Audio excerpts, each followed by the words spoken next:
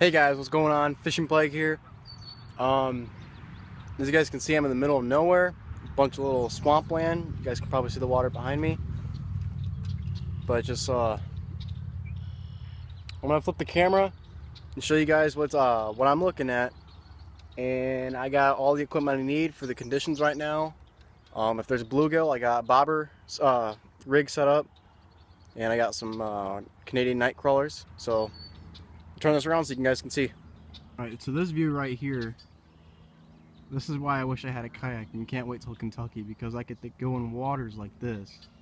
And there's geese out there everywhere, so I know there is fish out there right now.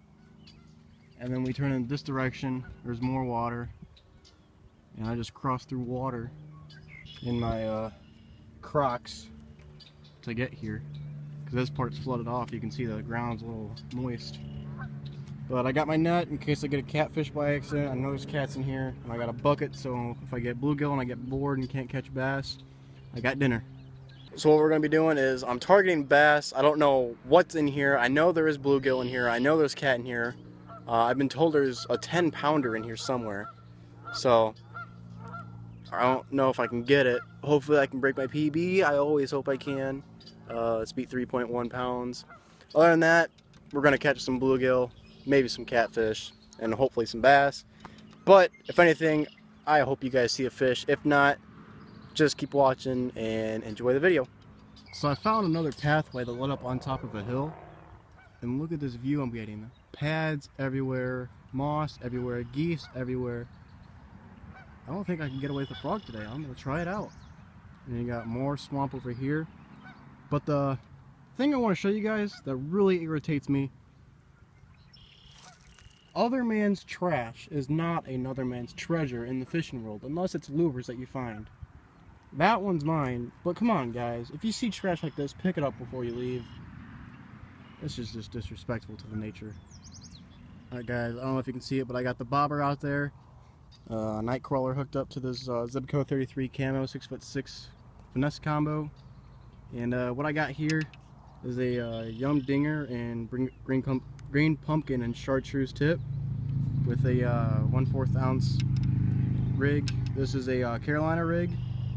I have a 5/0 offset Gamakatsu worm shank hook.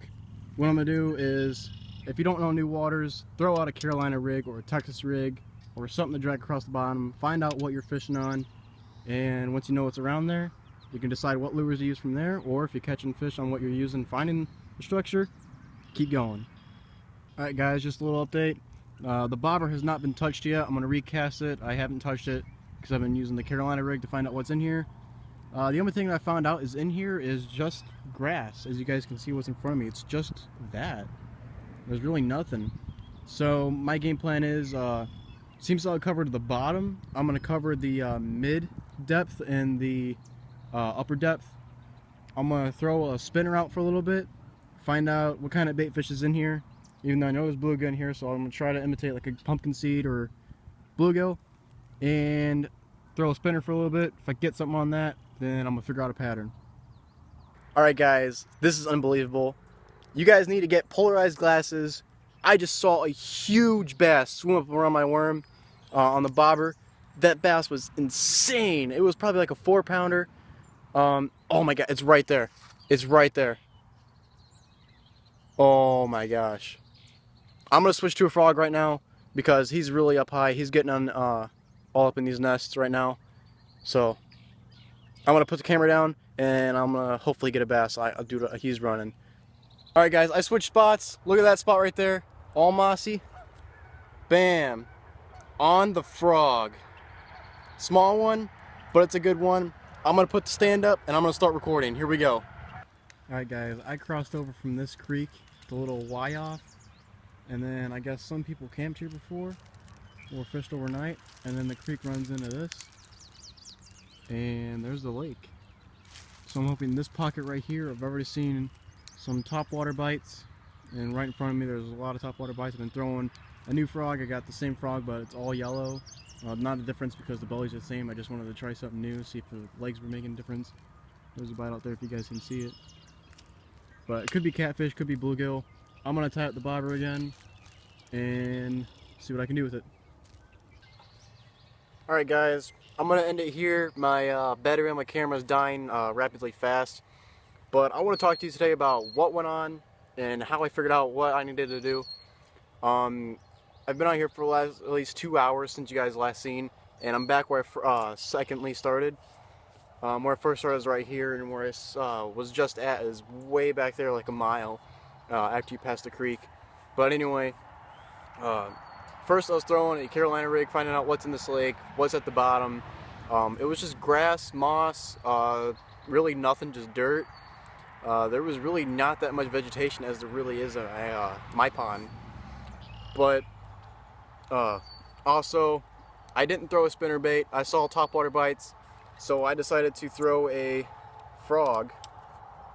This right here is a Bass Pro Shops Tourney Special Kermie frog, or some people it might be just Kermie frog, but I call it Tourney Special because that's my favorite brand series by Bass Pro Shops. I'm using 30-pound Power Pro, just plain Power Pro, 7-foot medium heavy. I wish I had heavy so I can get them more up. I missed 2 strikes. And then I have a 6-3-1 Ibe Garcia Silver Max. And basically what I've been doing is trying to find some coverage. Like, as you can see back here, we got some moss right here.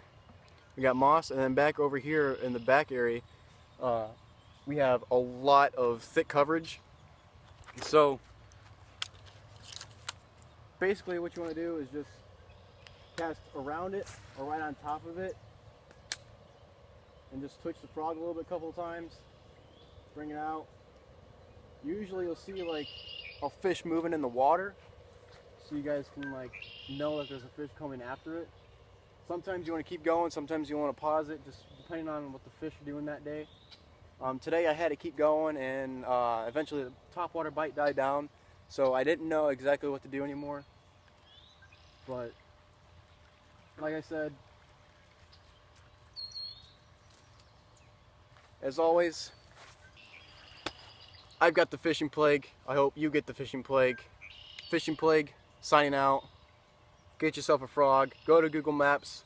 Find out some areas. This lake is hidden. Nobody knows it, except the bluegill people. Not many people know there's bass in here except for me now. Signing out. Tight lines.